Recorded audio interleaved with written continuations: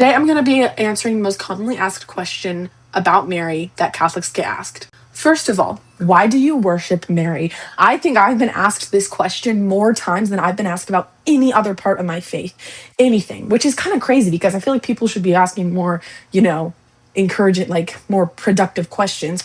But, anyways, why do I worship Mary? I don't. Next question. I'm just joking.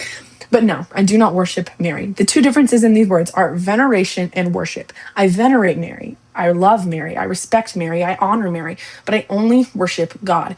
The difference is I recognize that God is far greater than Mary. I recognize that Jesus, who is God, is top. Jesus is God. Jesus is on a higher level than Mary.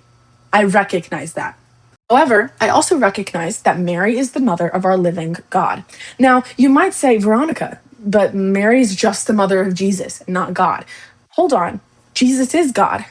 You can't separate Jesus' human and divine forms. Jesus is fully God and fully human. Therefore, if Jesus is God and Mary is the mother of Jesus, then Mary has to be the mother of God. If you say not, then you are committing a very common heresy, which many Christians commit without even realizing it. Next question. Mary was not sinless. Why do you say she is? You'll also realize that a lot of these questions are rhetorical and people don't actually want to hear an answer, but I'm going to answer them anyways. So no, Mary is not sinless because let's talk about how Jesus was conceived. We know that Jesus was conceived with the Holy Spirit. The Holy Spirit came upon Mary and she conceived Jesus in a spiritual way. So why do some Christians think that Mary sinned? Well, a lot of people think it's because, well, Mary is just human like everybody else. Jesus wouldn't have had to die on the cross for her if she sinned, yada, yada. But the problem with this is Jesus does not dwell in sin. He dwells with sinners, not in sin. Since he was growing and developing inside Mary's womb, Mary would have to be conceived without sin. If Mary was conceived with sin, then she wouldn't be able to carry Jesus. Mary was chosen for a specific reason. God didn't look and go, oh, which person should I choose? It doesn't matter, this one. No. Mary was set apart from the minute she was conceived to carry God.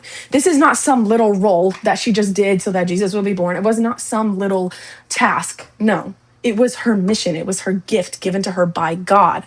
Think that Mary did not have other kids. Mary and Joseph were celibate. They didn't have intercourse in their marriage. They wouldn't have been able to create other kids. This is why they're called the Holy Family. Mary is a virgin. She was a virgin her entire life. Her and Joseph never had intercourse.